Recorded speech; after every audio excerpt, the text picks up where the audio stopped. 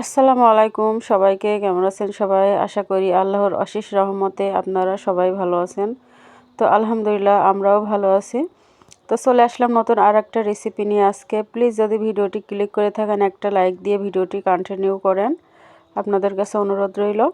তো আজকে দেখেন এখানে 1 কিলো গুঁড়ো মাছ আনা হয়েছে। তো 1 কেজি মাছ আছে এখানে। তো আমি সুন্দর করে কুটে ধুয়ে চুলার পাড়ে চলে এসেছি।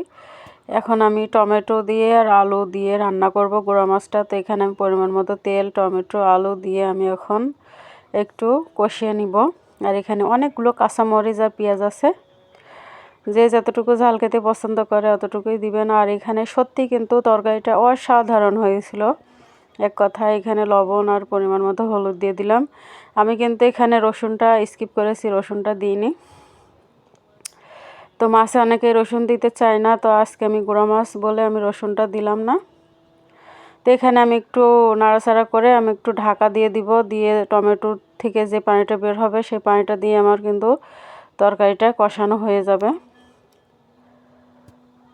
তো এই তো আমি ঢাকা দিয়ে দিয়েছিলাম। এখন আবার এই দেখেন কত সুন্দর একটা কালার এসেছে আর কত সুন্দরভাবে তরকারিটা কষা হয়ে গেছে।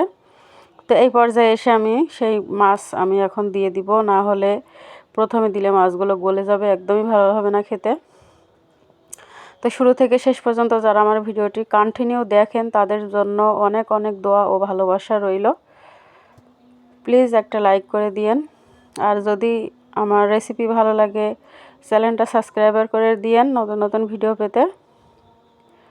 তো এই তো এখন আমি মাছগুলো দিয়ে এখন একটু নাড়াচাড়া করে নিব। এটা আলতো হাতে নাড়তে হবে। আর আমি পানি দেওয়ার পরে মোটেও একটু নাড়ব না, না হলে পরে মাছগুলো ভেঙে যাবে। এই তো আমি 1 মগ পানি দিয়ে দিয়েছি এখানে, যেহেতু আলুগুলো একটু সিদ্ধ হবে, নতুন আলু এখানে। আর তরকারিটা জাস্ট অসাধারণ হয়েছিল খেতে, এক কথায়। যদি রেসিপিটা ভালো লাগে বাসায় ট্রাই করে দেখবেন, অনেক অনেক ভালো লাগবে। তো এখানেই তো এই পর্যায়ে এসে আমি একটু জিরার গুঁড়া দিয়ে দিচ্ছি। অল্প একটু নাড়াচাড়া দিতে হবে যাতে মিশে যায়। এই তো দেখতেই পেলেন আমি আলতো হাতে নেড়ে দিলাম। তো এই তো আমার তরকারিটা রেডি হয়ে যাবে। আর এখানে আজকে ধনের পাতাটা স্কিপ করেছি আমি, যার জন্য রান্না করেছি সে খেতে চায় না, তো ওই জন্য।